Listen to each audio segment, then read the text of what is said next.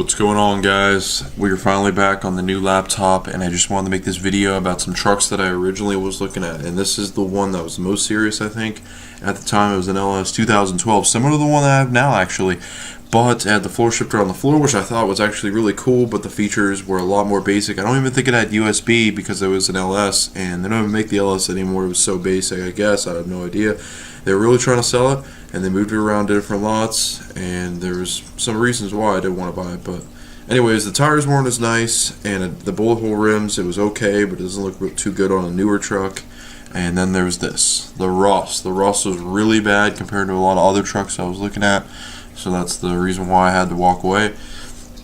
Stock muffler on this truck, and there it is, power stroke. Went down 20 minutes south, saw this, but the miles was like 180,000, so I decided not to buy it. It was a Ford, I think 6.0 or 6.4. And then we got this. Just looked at this car for a little bit. Nice view in the background. Pretty cool.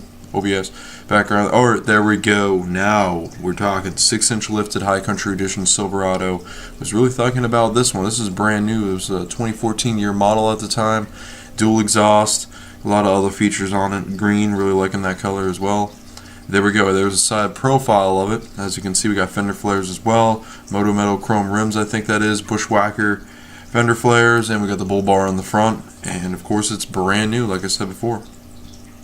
And I just love the look of this truck. I honestly like chrome a lot back then. Opposed to now, I do not. But look at that. Even the badge on the side, Rough Country, I thought that was really cool looking. And it just really well with the truck, and they still sell these trucks nowadays, but the different edition, same company that makes them, but they just do not look as good as the Rough Country ones that they made back in the day. There's the interior picture. That's my favorite interior. I think it is an LT truck, and it has the flip-up middle console, and of course it's very basic on the inside. You can see it doesn't even have the touchscreen, but you don't really need that when you're buying something like this, because you're probably just going to be running trails anyway with no signal. It's just plugging your phone. So look at that, cloth seats, gotta love it. There was just some information on the truck I was looking at. The thing was long gone now. My old phone right there looks like an iPhone 4 or something, I think. If I had a 4S at the time, that's how long we're talking here, guys. Like 4 years, and technology moved fast. But it only had 14,000 miles on it, so it's not too bad, not too shabby. Alright, so before that, we went on some crazy adventures in between of looking at some other trucks, so you'll be seeing some more here in a second.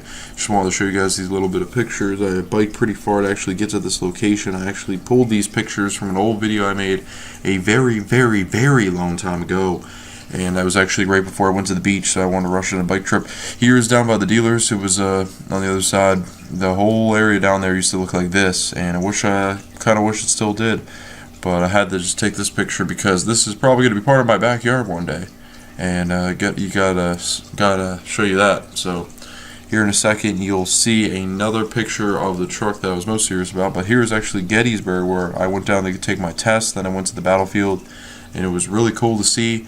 And I got there just in time before the sun went completely down, so it was cool to be able to see all that for a little bit. And I did not expect to do that, and especially after just getting my driver's license, it was a really cool experience to see that. There's one of the Cannons from back in the day. Man, a lot of miles on that. I wonder what the odometer is on that and what the Carfax looks like, but I might have to buy that right there, use that as my vehicle. But yeah, here in a second you'll be seeing another side profile of the other truck, and of course they put it on the whatever they call it up on the podium there, and you could really see it. Yeah, street tires, doesn't look too good to me. I don't really like those chrome rims either, but it is an extended cab. I do like that. Same color, do like that, and that's basically what my truck looked like, completely stock. There's really not too much on the exterior that was really that different. Just a little bit different of a price. So yeah, there's the front end of that. As you can see, it's got a license plate thing. Not really big a fan. No fog lights, not a fan. And of course, it's the same configuration that I got my truck. That's exactly what it looked like, just a little bit more bare bones with all the Chevy accessories that older guys like to get on the front of their and sides of their trucks. So that's that. There's another picture of the underneath. You can see the rust. It was just really bad compared to other ones of the same year, and I think actually a little bit older as well. So I don't know what was happening there. That's why I had to back away from the truck, and I don't think other people were buying it because of this. I'm not sure. So yeah, it just looks really bad and a lot worse than the one that I got now. So when I bought it, Well, and of course now I've taken care of all the rust and everything, but that is what that looked like. Pretty bad. Here's a short clip.